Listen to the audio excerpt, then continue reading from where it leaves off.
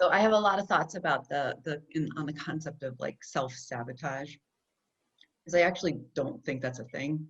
I don't think there's anybody who doesn't want to succeed.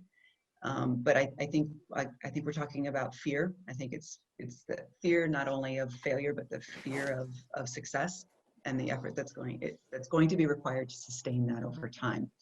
And so I do look at it through the lens of protection. I look at almost everything through the lens of what function does a behavior serve? And when I mean function, I mean, what is it protecting me from?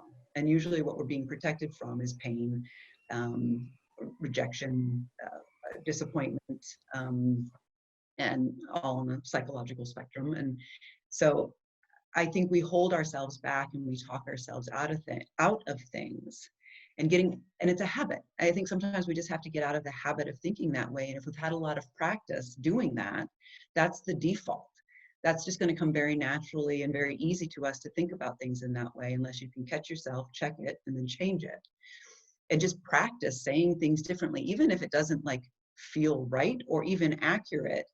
What you're doing is just allowing yourself or your brain to have another conversation.